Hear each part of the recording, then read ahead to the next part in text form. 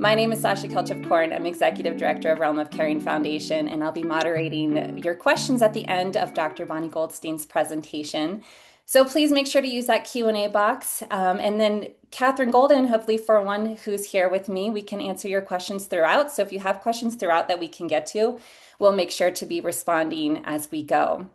So this session, as in all of our sessions, are designed to help you get started with cannabinoid therapy, but also to consider what that looks like for you and what questions you should be asking your physician, or what would be best for you to talk about if you were to call into the care team at Realm of Caring or the nurses at Leaf 411 for support. So I'm going to hand it over to Catherine Golden to offer some insight to what Leaf 411 offers and to give a little introduction.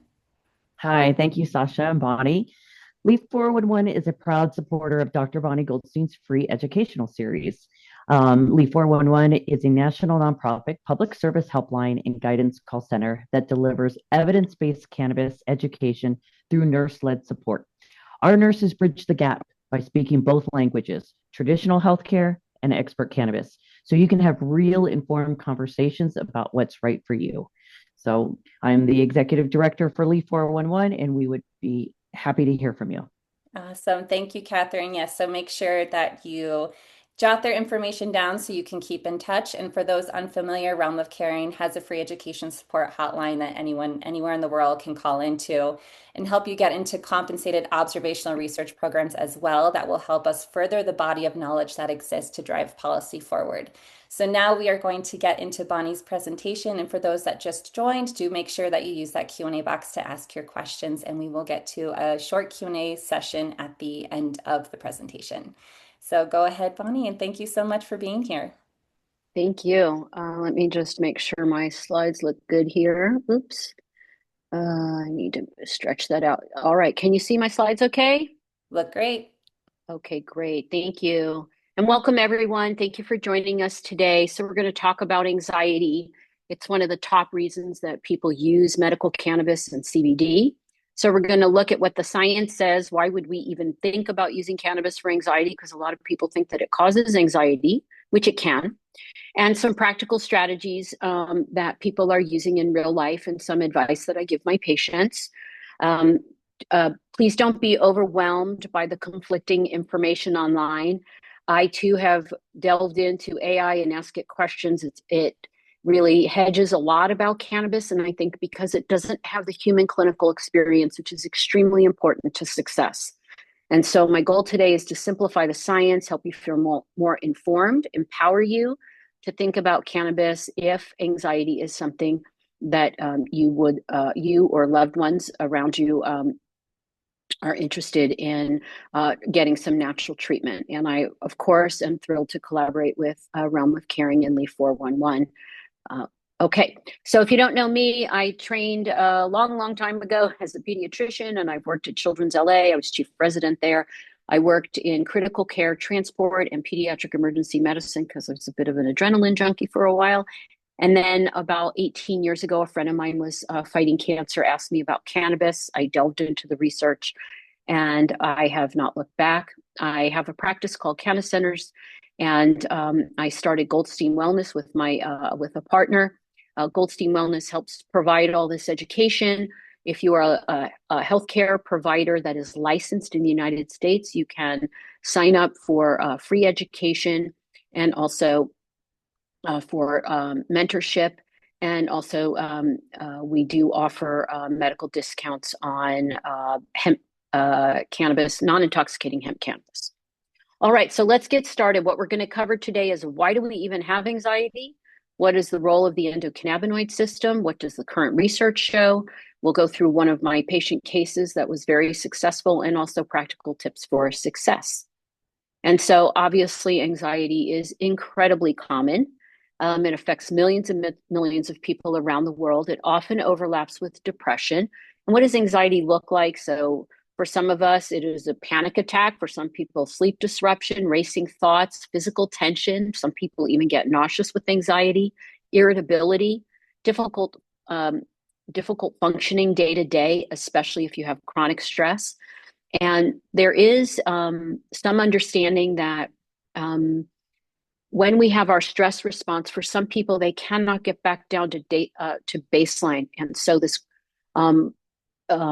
overpowering ongoing stress response creates what we call chronic anxiety or chronic stress. And that's where the systems that are involved in regulation become very important, because that tells us where we can find medicines to target those brain systems that help promote anxiety. Can we reach in and put the brakes on that? And that's really what we're talking about today, especially with the endocannabinoid system.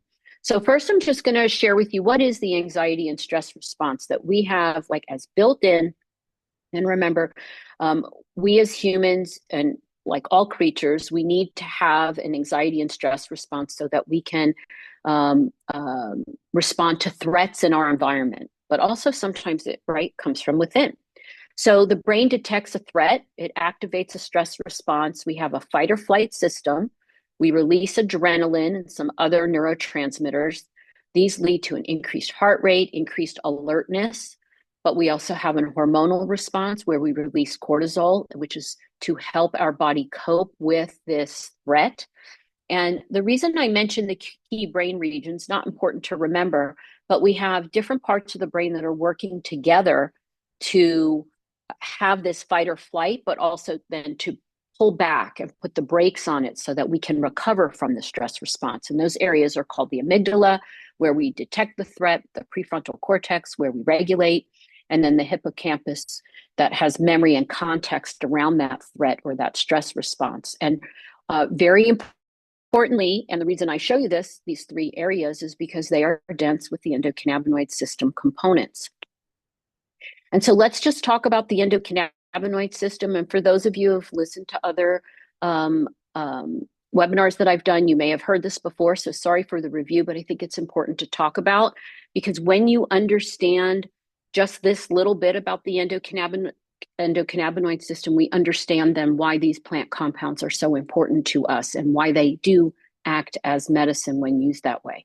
So this chart here just shows you two cells that are talking to each other. They're brain cells or neurons. The cell on top is what we call the presynaptic, and the bottom one is called postsynaptic, and the area between is called the synapse. So the presynaptic is sending messages to the postsynaptic across that synapse. And these little pink dots that are represented by this number 1 here, they are your neurotransmitters, adrenaline, serotonin, dopamine, and so on. They get released in response to something in our environment or an internal message.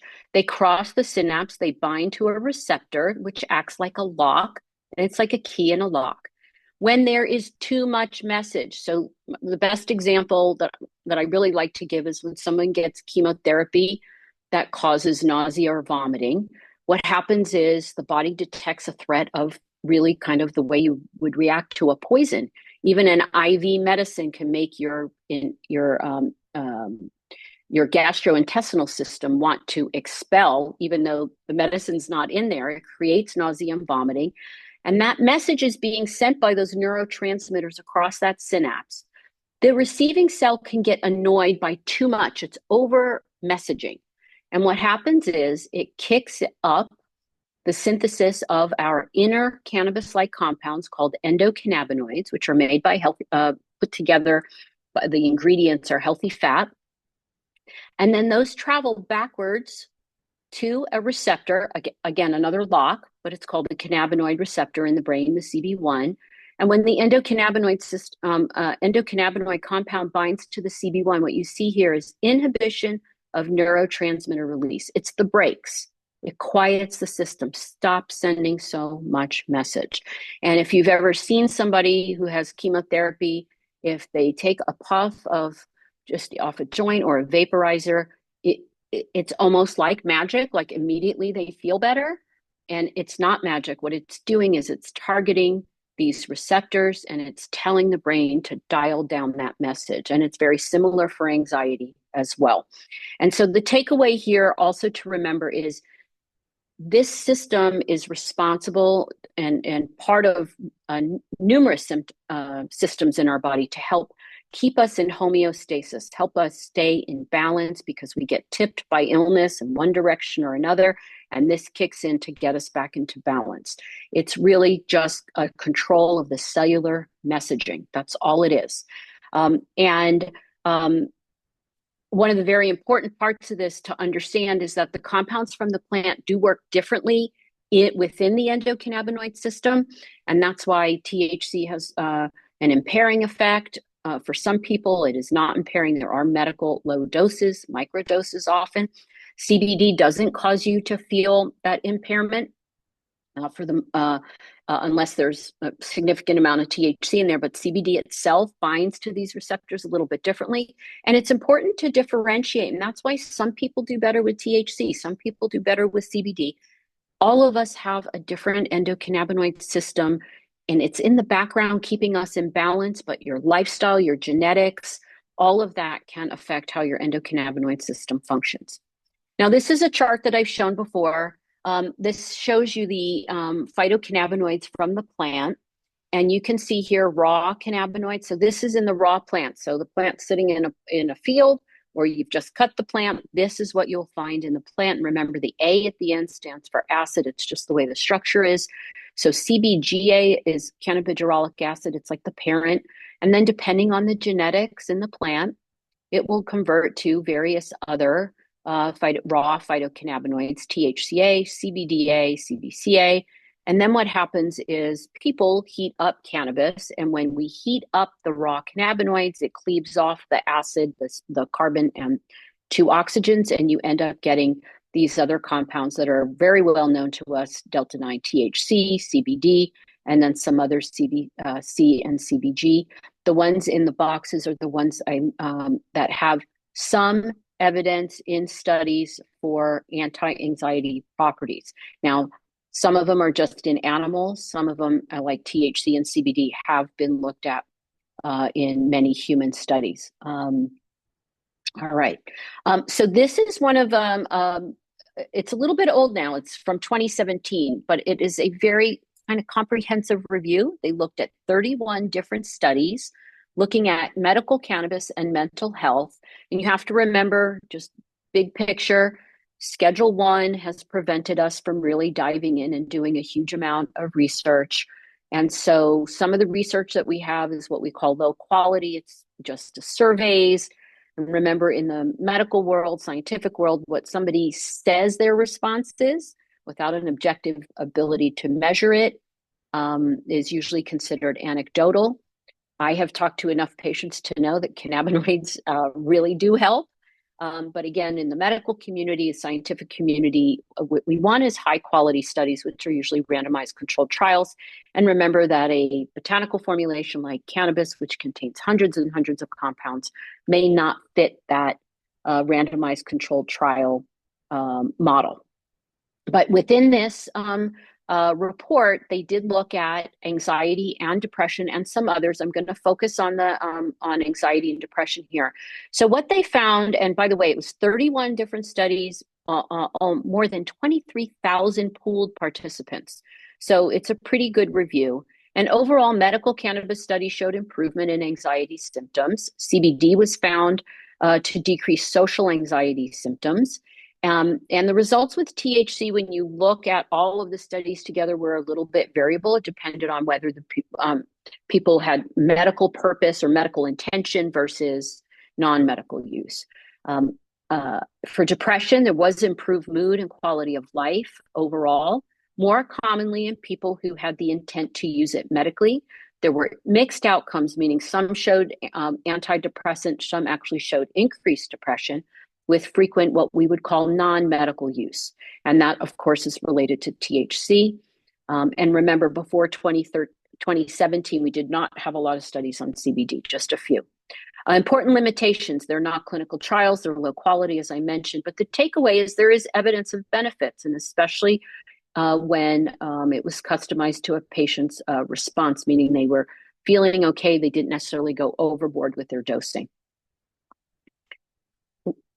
Let's see. Okay, next study is, so now after 2017, I pulled out a handful of studies here to show you. I would have hoped that there would have been more. I think we're probably going to see more studies, but what I've chosen here is just to show you some of the studies that I think are higher quality. So this was a study published in 2021. It recruited 101 patients with anxiety and depression who were taking SSRIs, which are antidepressants, anti-anxieties, and benzodiazepines, drugs like Valium, Ativan, um, uh, um, lorazepam, those drugs. And what's interesting is 88% reported symptomatic benefits using THC dominant and one-to-one. Now, that doesn't mean that CBD dominant didn't work. It's just they didn't look at that. And what's interesting here is 75% of the patients used tinctures.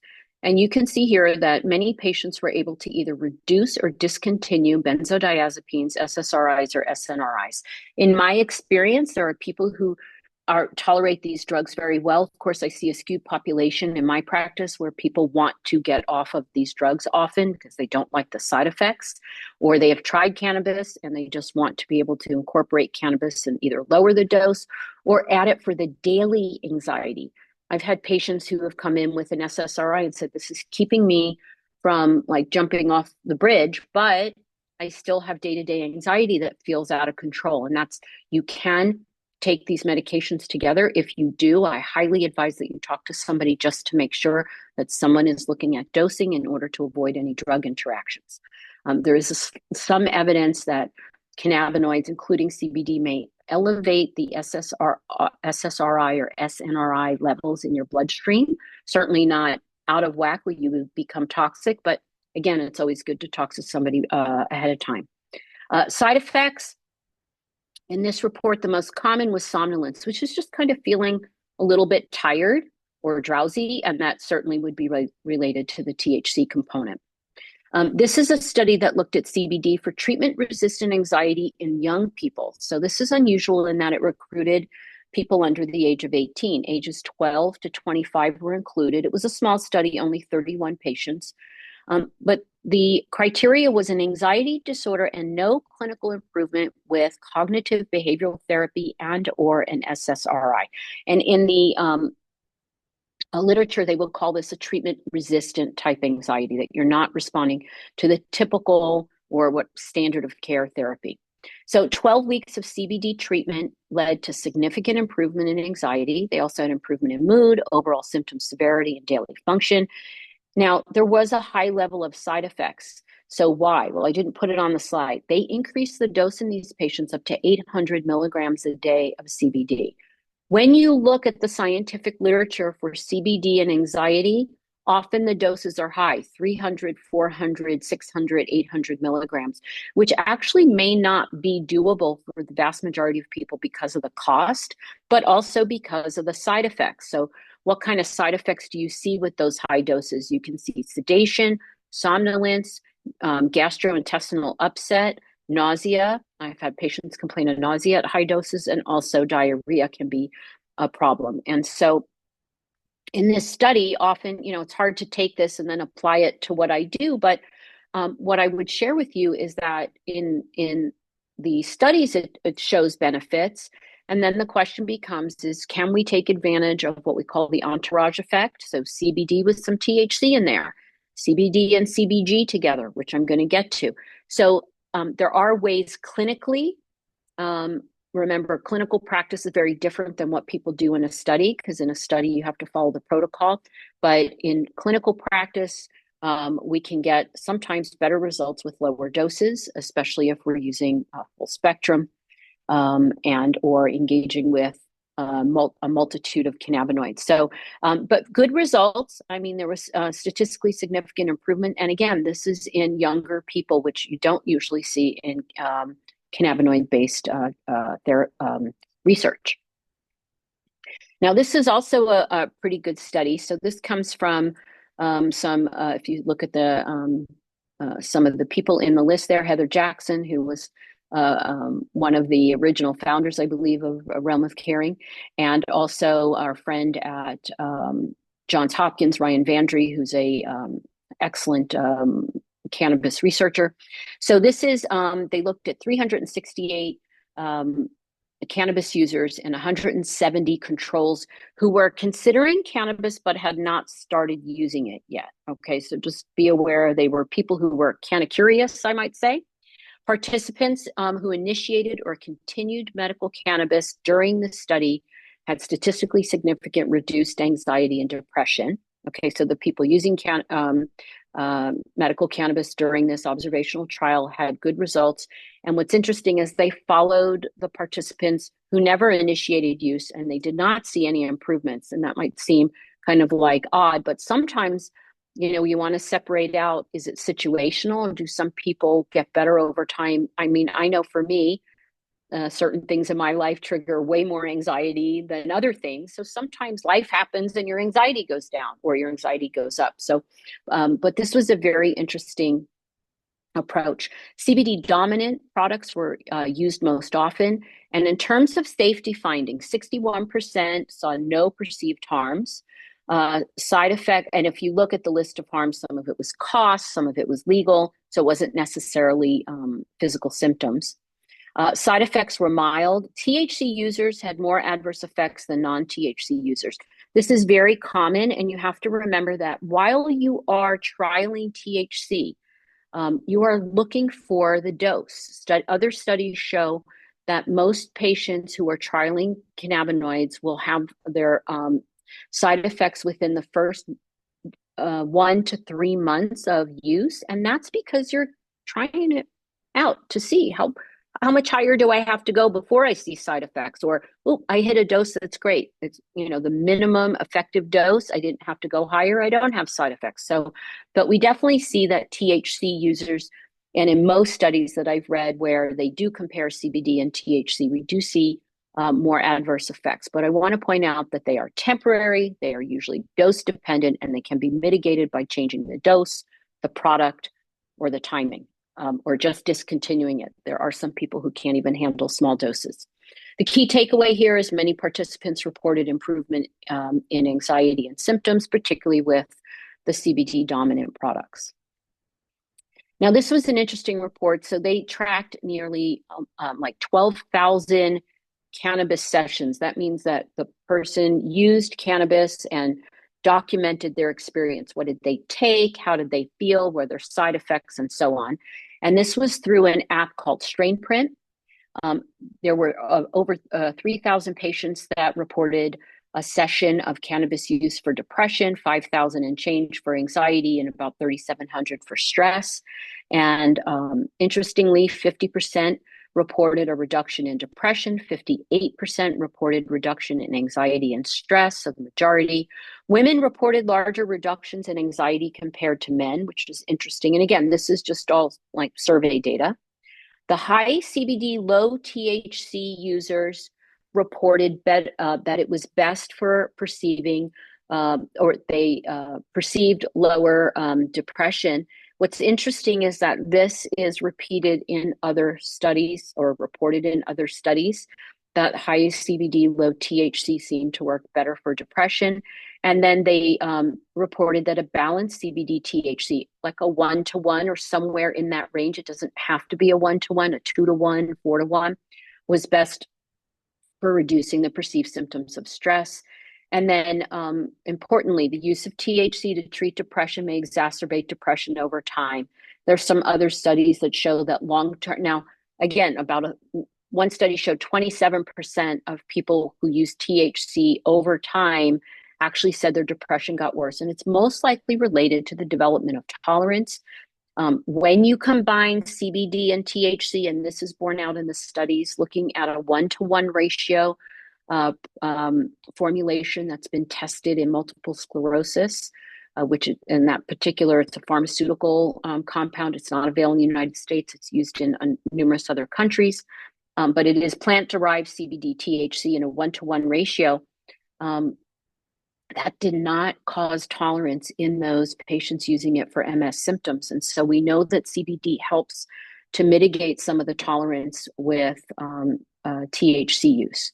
So it's important to realize that if you do feel like you're getting a little bit worse with THC, or you're having to escalate your amount that you're using, your brain is telling you, okay, we have some tolerance is okay, but tolerance to the point where you lose the medicinal benefits is not okay. And I encourage people to take some time off or start including some other cannabinoids in there, specifically CBD.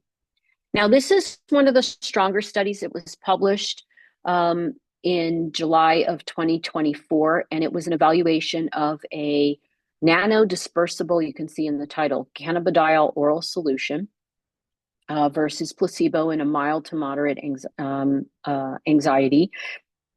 It was a double-blind randomized clinical trial, so it was 15 weeks, 178 participants, and CBD treatment significantly improved anxiety scores compared to placebo.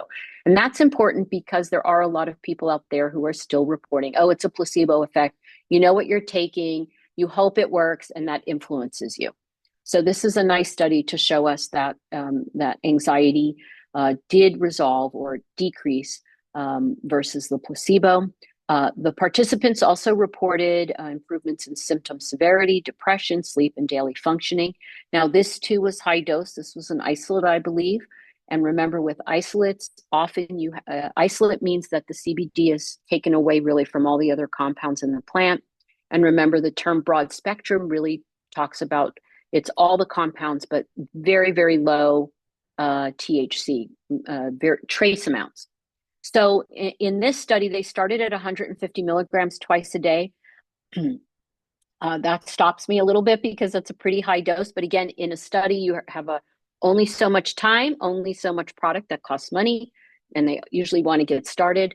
I never start a patient at 150 milligrams twice a day. I like to start low, titrate up, and help a patient acclimate. And also, of course, when you are paying out of pocket, you want to find that lowest dose that gives you the best benefit. There's no reason to go higher dose, because I actually have had parents say, why don't you start at the high dose and back up? And the last thing you want to do is start causing side effects. I always start low and titrate up. And I think that's a good caveat. So they titrated up to 600 milligrams. And as you can see, although there was GI upset and nausea, the side effects were mild. There were no serious adverse events. And in general, what we can say from this is the safety profile is there and the results are there. So overall, this does show that CBD in and of itself can help improve anxiety symptoms. And when you really look at overall, look at all of these symptoms, it's quality of life that these patients have. Day-to-day functioning is really the key, right? Now, what about other cannabinoids? So we have this nice study of CBG from our friend, Dr. Ethan Russo and his team. And this comes from the Washington State University lab. So they surveyed 127 people using CBG dominant cannabis, and the most common conditions for which people stated that they were using CBG was anxiety, chronic pain, depression, and insomnia. Just to make a note, there is some evidence in the scientific literature that CBG can help with anxiety from the test tube and animal studies. And remember, sometimes in the cannabis world, we have access to these compounds really before we know what they can do.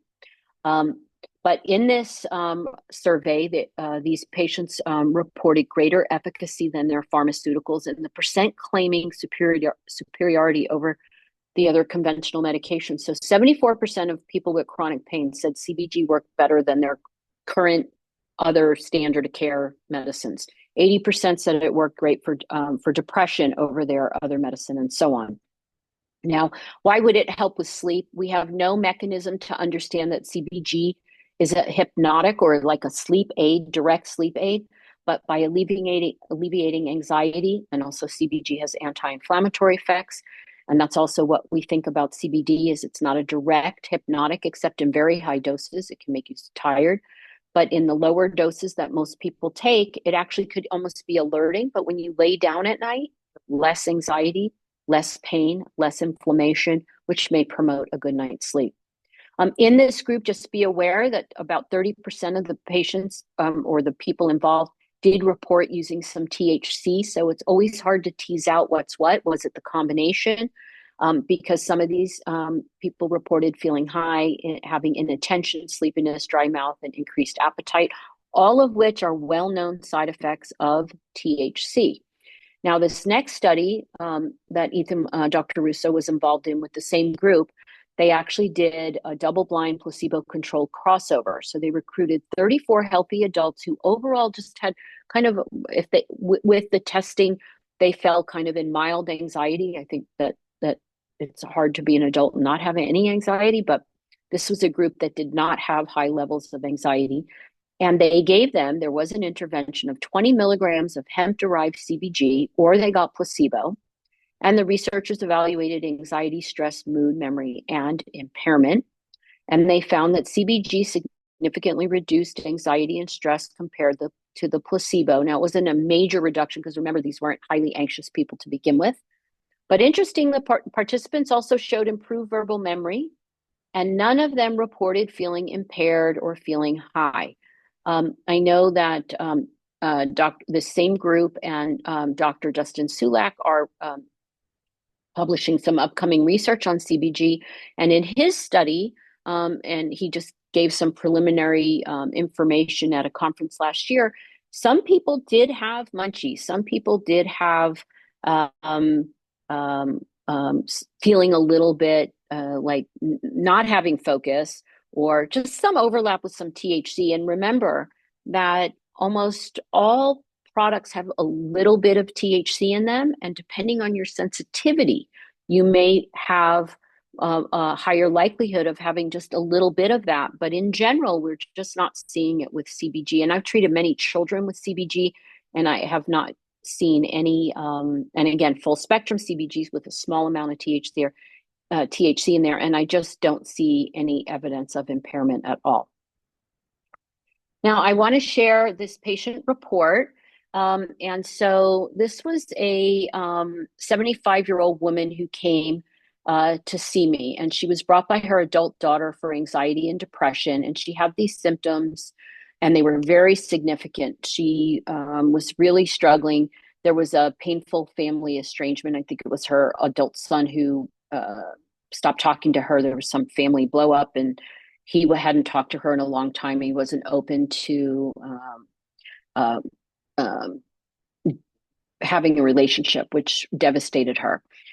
Poor sleep. She was weeping all the time. She had loss of interest in her activities. She really fell into a deep and anxiety and depression. She does describe having a few panic attacks. She had tried multiple medications and did have Ativan, which she would use for those panic attacks. But she started drinking a lot, and she was using alcohol to sleep at night. And her family just saw her spiraling down and was just really concerned. She was otherwise pretty healthy. She did not care for any of the medications because of the side effects. She felt either too tired or too wired from them. And she said that she didn't feel like herself, although I think that she didn't feel like herself anyway. She was cannabis naive, and she made it clear to me that she really did not want to try THC. And so our initial plan was to start a low dose CBD dominant full spectrum product. And I started her at around 25 milligrams once a day, with instructions to go to twice a day if she tolerated that. And then I gave them a titration schedule to increase in small increments over time, weekly. And I also recommended walking, getting some exercise, getting out into the sun, reducing the alcohol. And of course, I had encouraged her to go to therapy as well to try to talk some of this through. Now, what's interesting is that she didn't really notice any dramatic changes at all, but her family, and her daughter was really good about staying in touch with me. Her family noticed that she had less crying, improved mood, and sorry about that, I duplicated the less crying there, but also she started to sleep a little bit better. And the daughter reported that she was drinking a little bit less, it seemed. And the daughter said she just seemed a little just less down, just her demeanor. And so ongoing adjustments. So as we went through and she saw that CBD did not give her negative side effects, so she didn't have any negative side effects with a very slow titration upward, When I did speak with them, the daughter on their follow-up said that she's still struggling at night. She's falling asleep, but she's not staying asleep. So we decided to add low-dose THC at night for insomnia. Here in California, there is a company that makes these little mints. They're 2.5 milligrams, which I find are a nice way to introduce because they're very small, especially for older people who are cannabis naive. It doesn't look scary. It just looks like a little mint. You can cut them in half to have 1.25 milligrams. And that's where we started. And she started with that 1.25 milligram, and it seemed to help, but she did titrate up to 2.5, and that ended up being her dose. And we did continue CBD during the daytime. So you can see here, after 2 months, she was at 75 milligrams twice a day of CBD, 2.5 milligrams of THC at night. She was sleeping through the night. She had improved mood and functioning. She had stopped regular alcohol use. She actually told me she just enjoys a glass of wine now every now and then. And she returned back to gardening and walking, social activities. And she was able to successfully discontinue the out-of-van use under the supervision of her psychiatrist. And this is the email that I got from her about a year later when we contacted her for her renewal. She said, "I'm still sad about my son and his wife not talking to us, but it seems better. It seems it's not making me as miserable as it was before, like I'm handling it better." So it gave, when you think about that, and maybe you've heard others talk about this, but when your endocannabinoid system is functioning a little bit better, you do have some buffer, you have some emotional resilience. And that's really one of the most important things to understand about your endocannabinoid system is it gives you that resilience. It helps keep you in balance. But even if you tip out, it's because it's functioning better. You're not starting here and going here. You're actually, may not bounce out of balance so far. I don't know why this works, but it does. I have explained the endocannabinoid system to her, but I think she forgot. I feel like it saved me from going off the deep end. I should have tried this sooner, but I guess I'm old-fashioned and didn't think of marijuana as medicine. And I've had some other older patients or older adults tell me that they feel old-fashioned because everybody's talking about cannabis, but they have these kind of, what they were taught back sometimes in the, 40s, 50s, and 60s, where there was just so much anti-cannabis sentiment, although we still see it today. All right, so let's talk about applying the research in real life. And so CBD is the most studied for anxiety, and it's commonly used during the daytime, but as I've mentioned, some people do report sleep benefits, again, likely due to less anxiety, decreased pain, and inflammation. But be aware it can take time to find the proper dosing. I have had probably hundreds of people who have come into my practice since CBD became available back in, I think it was 2013. We started to see CBD products on the market. Many, many people have come to me and said, "Oh, I tried CBD, it didn't work." And what they're doing is they're buying a gummy or they're buying a tincture or some other product and they're taking it, but they have no idea what they're doing with dosing.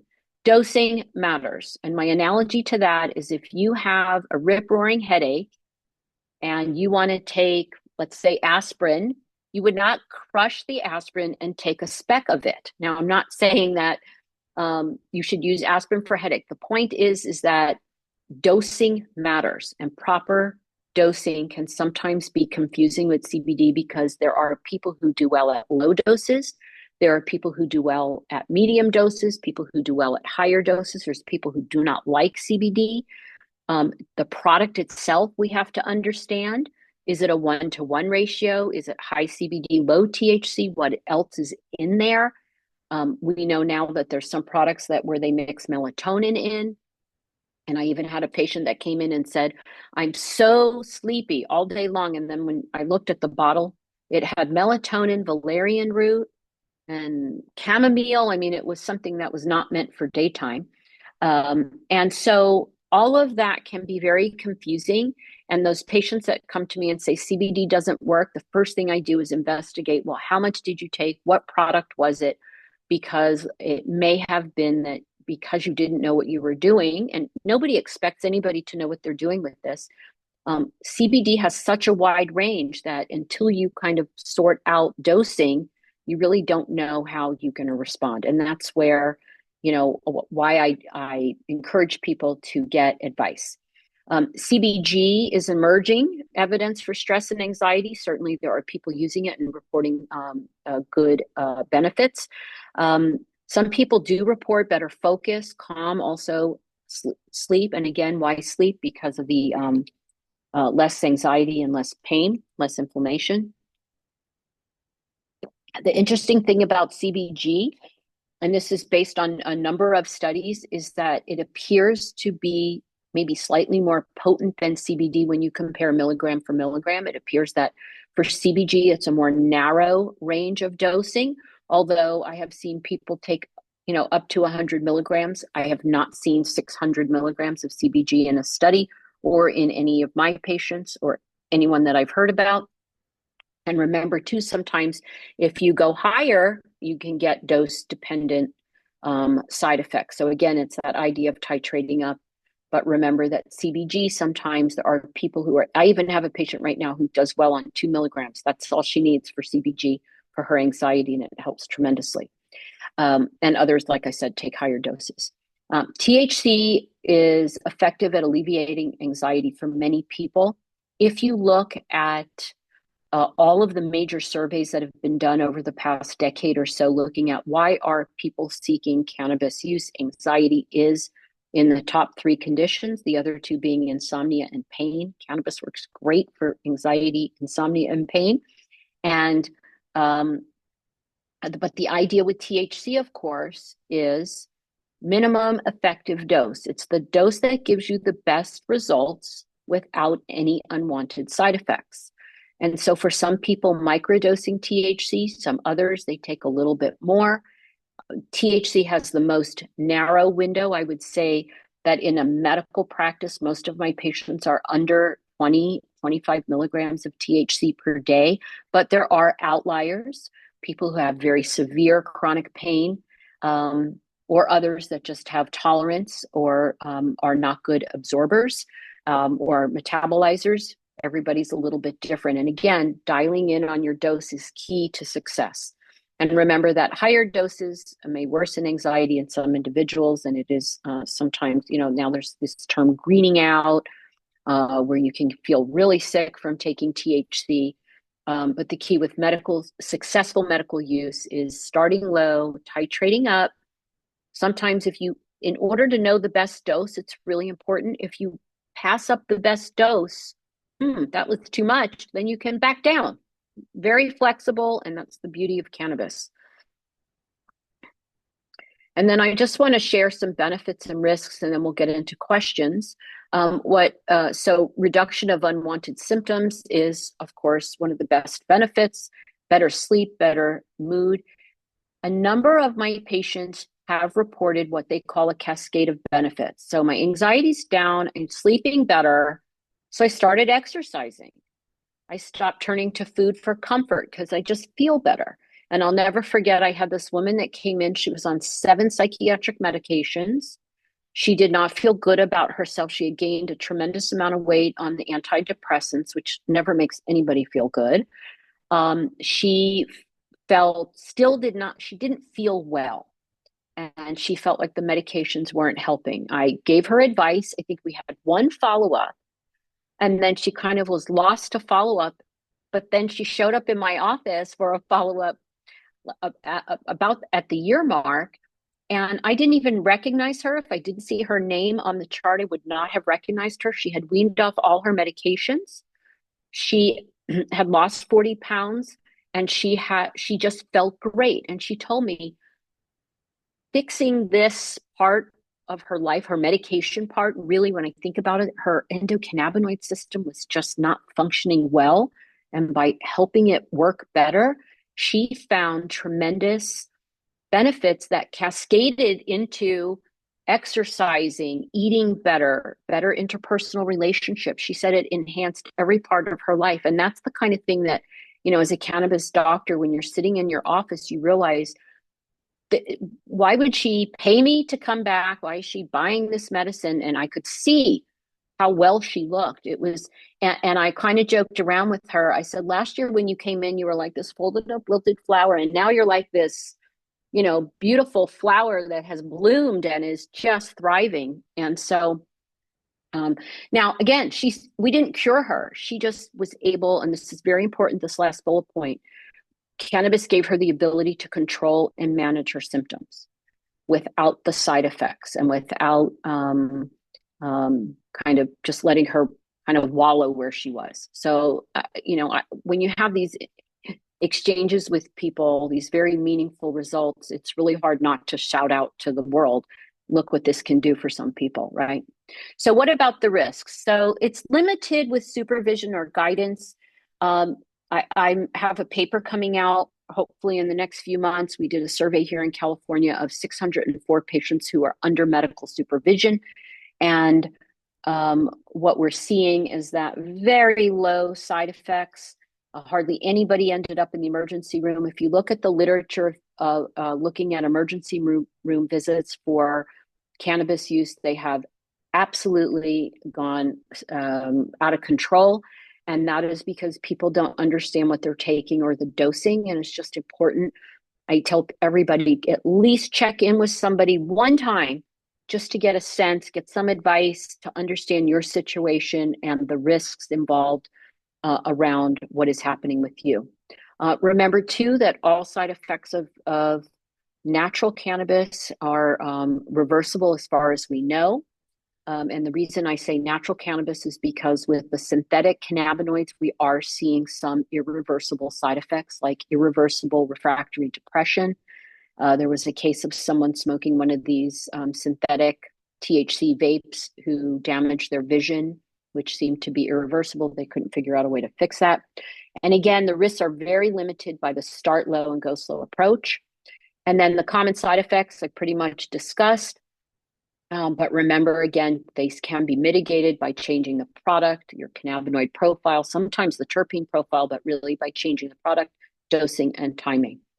And then here we go. So tips for success. So start low dose, increase gradually, look for that MED, minimum effective dose. Hang out there. See if over time you start to feel better. This is not a sledgehammer. This is a plant that is going in and trying to balance things.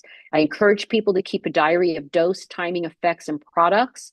One of the most frustrating times was I was helping an older woman, and she had found a product. It worked great. She called me and said, "What was that product?" And I said, "I don't know. You never told me about a product. Nobody kept track. We had no idea what it was." It was very frustrating. Avoid mixing your cannabis with the alcohol. You may need to adjust the timing if you find that your CBD dose later in the day is keeping you up at night, because some people do have that effect. Then skip that dose, move it earlier in the day. Don't wean other drugs until you feel improved. So we don't want to leave you with a gap where your symptoms have escalated, because that can be very stressful.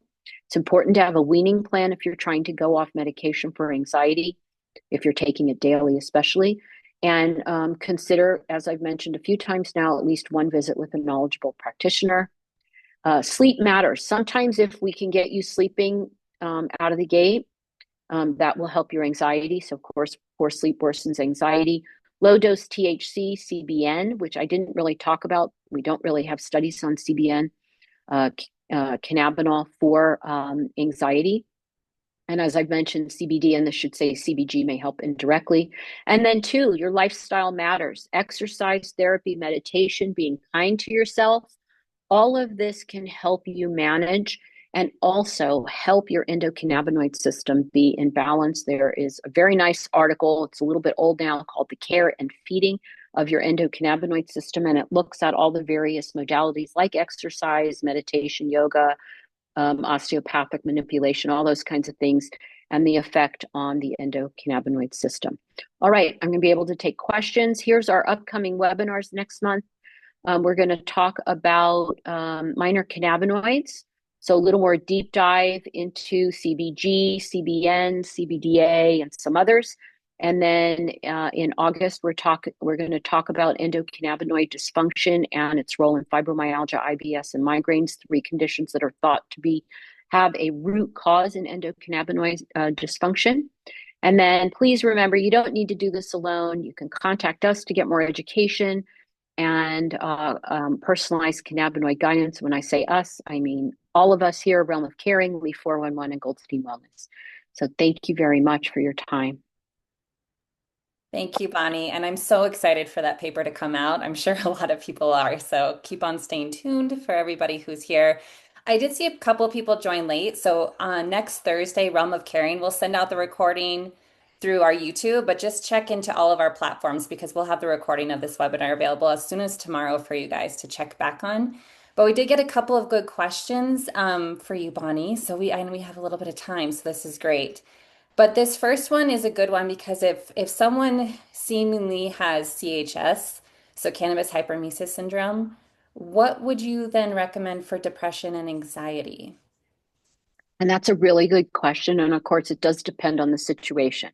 But for those who have not heard of CHS, it is an emerging health concern. The first report was in 2004 related to someone who, or to a number of patients that were seen in emergency rooms. What happens basically is that it's usually related to chronic heavy use of THC, although there has been a case described with CBD. But it's mostly, in the cases I've seen, are high doses of THC used over time, very high doses. And nobody really understands why it happens. We used to think that maybe you were hitting remember, THC binds to the cannabinoid receptor like a key in a lock. And we were thinking maybe the cannabinoid receptor was getting revenge, right? It was just not responding well. And what people get is severe nausea. They get sweating. They get these episodes of severe abdominal pain. And what's really interesting is that this condition seems to turn on this thermoregulatory imbalance where you actually seek out bathing in hot water or laying in a hot shower, and because that alleviates some of your symptoms. And if you are a THC enthusiast, you may think, oh, I'm nauseous, let me take more cannabis, or take more THC. And what ends up happening is you have these cycles, these cyclical episodes of this awfulness. And I will say that the cases that I have only had 2 cases in my practice. We don't often see it in medical use, but someone can have a medical intention and still end up with high tolerance, and they just escalate their THC, or they buy a product that's very potent. But it's very hard to go back to cannabis after you have this reaction.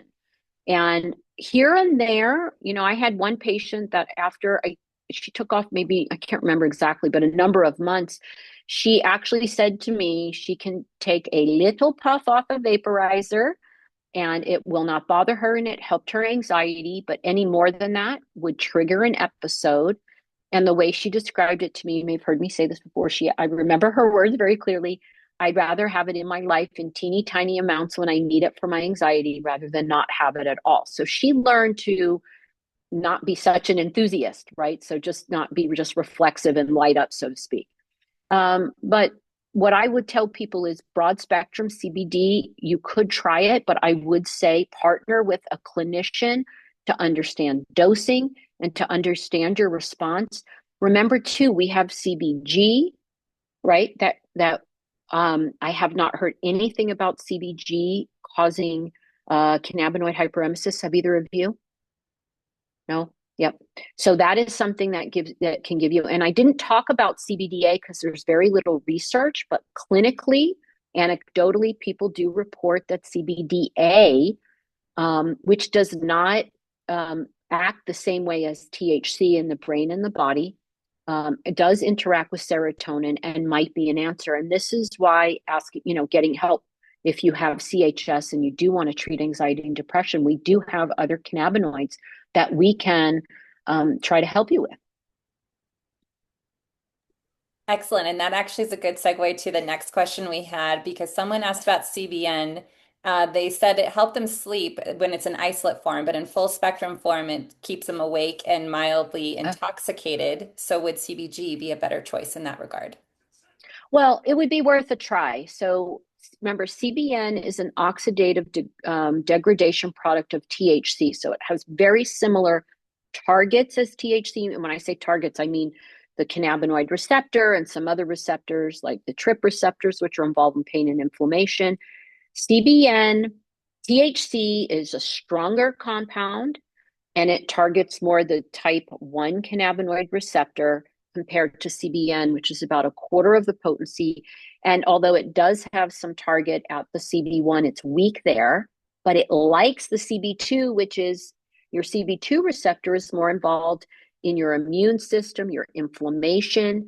And so by kind of shifting that CBN or not using THC and using CBN, you get kind of a weaker but more anti-inflammatory, if that makes sense. I hope I explained that.